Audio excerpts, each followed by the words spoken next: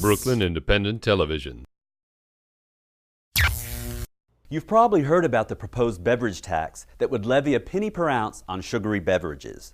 Producer John Carluccio went out on the streets and brought back this report.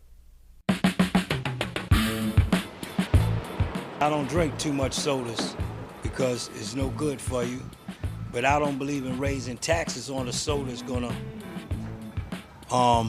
solve anything. To me, it's just a extortion for money to get more money out of people. 56 really, with the taxes that they do, and they don't think. They don't think about how we're gonna pay rent, and even the cigarettes, the beer, everything. The taxes are so high. A store owner doesn't make no profit. I don't have a problem with the tax as long as the money goes where it's supposed to go, and that's usually where the problem comes in. So whether it's taxing the sodas or chips or bubble gums or cookies, as long as the money goes where it's got to go, and we can see that it goes where it's got to go, and we can get the results from it going where it's got to go, I don't have a problem with it. The danger of consuming a lot of sugar is that you consume a lot of calories. And when you put in so much calories, especially when there is no nutrient value to the calories, you tend to gain weight.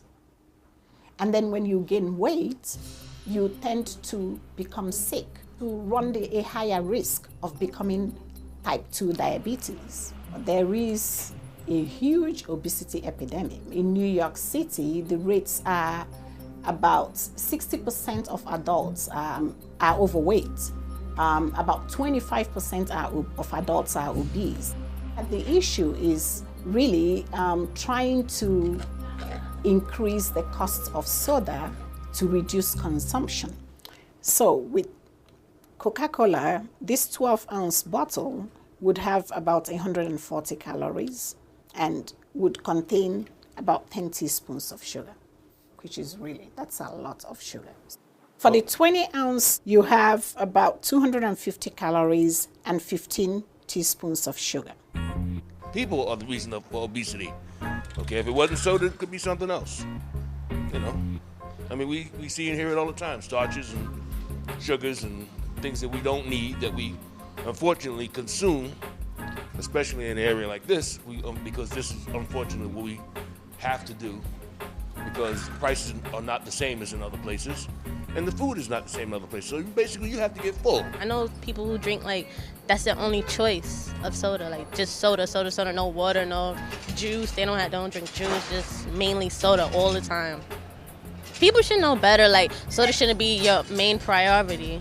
But once you tell people that, they're gonna say, oh yeah, okay, yeah, I understand, but they're gonna want to do their own thing. You can't control people's choices. They do it for themselves. All the processed, like the juices, all that stuff, it's the same as drinking a soda. Soda is just one beverage and just one food. And there are other beverages like fruit drinks that are equally high in sugar. For a 10-ounce Tropicana orange juice, that's 100% juice, you have about 6 teaspoons of sugar, just about the same as the 8-ounce of Coca-Cola. With a little more calorie, 140 calories, because it has other nutrients. And that's the difference, because sometimes orange juice would have vitamin D added to it. It would have other vitamins and minerals, sometimes calcium. So it's a better choice, but not for people to drink a lot of this either. I'd rather that they eat the fruit rather than drink the juice. A lot of people, when they see a product has less sugar, more vitamins, they buy it more. We trying to put the most healthy things in the store as much as we can, but it just if you come to Coca-Cola or Pepsi, that's a name brand, so it's just hard to go in a competition with them. Because you've been conditioned to drink soda. Come on, drink Coke. What, aren't you cool? You don't want to drink a Pepsi with us? So to tell yourself you're never going to do that again is like saying, I'm never going to think in English again. You were taught to think in English. So if you end up drinking a soda or thinking in English, it's just because you were conditioned. So I don't make myself wrong when I drink a soda, but I do drink less and less of them. Soda is not necessarily bad. It's really when you overdo it, when you use it all the time. It's an empty calorie, but it's something that people enjoy once in a while, just like people drink beer. People are making themselves more aware of what's going on. I mean, usual conversation now, especially since the whole thing came up about the soda tax. The good thing would be if it does reduce consumption of sodas. The second very good thing would be if that money and all of it is turned into programs that would help prevent obesity. Then it might be a real good thing. But if the money is not put back in to help educate people and ensure that policies are made to help schools have healthier meals, have environments that are safe and friendly so that people could actually exercise, then we wouldn't be able to solve this problem.